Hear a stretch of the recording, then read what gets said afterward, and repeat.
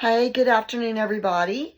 It's me and Peaches again. We're saying hello. Say hello, Peaches. Say hello. She doesn't smell very good today. I think she needs a bath again. Oh, and she's getting old, and that old age is not settling well with her. So, this afternoon, though, I wanted to share some things with you. We've been talking a little bit about y'all, how expensive everything is.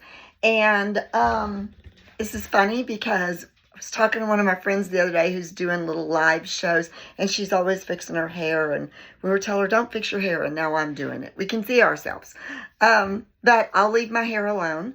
Today, I wanted to talk a little bit about, we've been talking about reducing debt and living paycheck to paycheck, and how I hate living paycheck to paycheck.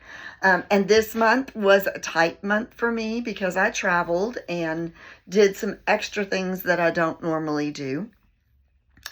However, if we get down to the brass tacks, down to basics, I just wanted to share something with you, and that is, how do you even begin? Because it will feel so overwhelming if you owe everybody money and you're living paycheck to paycheck. So remember, I told you, first of all, that we have a circle of control and a circle of influence. And I hope you can see that. But I'm right here in the middle. And if I'm in the middle, our pastor used to say, you can, let's see, how did he say it? A bird, you can't stop a bird from flying over your head, but you can stop it from building a nest in your hair. And that's what the circle of control is all about. So we have thoughts, and they come, and we can't stop the thoughts from coming, but then it's, what do we do with those thoughts? And the circle of control is the same way. There are some things I can control, and there's some things I cannot control. I cannot control what President Trump does. I cannot control the weather. I cannot control the price of chicken or the price of ground meat, which, by the way, is totally outrageous right now. I almost say we used to pay that amount for steaks that we're paying for ground meat now. So we have to control what we can and let God take care of the rest. All I can control is what I can control. And I can literally put my hands on my money and take control over it. So that's what we're going to talk about today. And here's my first tip. Free tip, free advice for you. You don't have to pay me anything.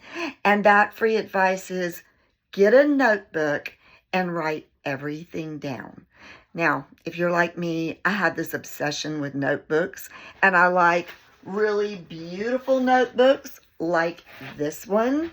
You don't have to go get a beautiful notebook, although, hint, hint, I got this one at Pop Fresh for only $5. Pretty good deal. However, cheapest is this good old composition notebook. There's still only one of the things that's still cheap.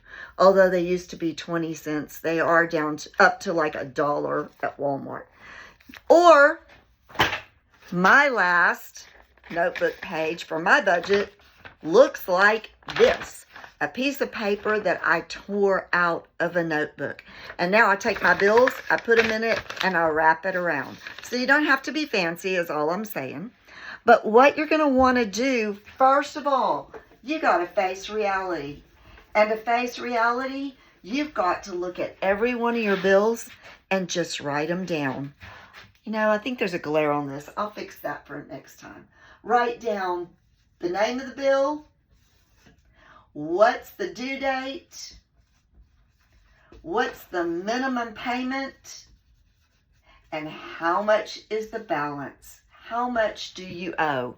Once you've done that and you've listed all of those, and if you're like me, you have to have a bigger piece of paper, right? Then you can go through and control your money and decide what to do with it. So start by getting a notebook or a piece of notebook paper. Write down the name of the bill, the due date, the payment, and the balance. Once you've done that, give yourself totals at the bottom. What's the total that you owe is what you're looking for.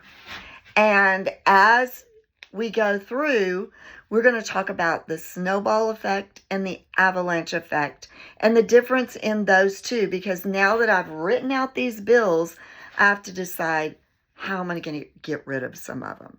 And we'll work together on that. But I wanted to throw something else at you. If you're a couple, if you're in a relationship, I think parenting and money are two of the biggest, I hate to call them problems, maybe the word is hindrances that can occur in a relationship. I know it has for me in time past. So first of all, both of you are going to have to be willing to work on this together. And if you're not both willing to work on it, you're going to have to decide on your own. You're going to work on, again, what you can control. What you have no control over, you pray about it and leave it to God. Only work on what you can control.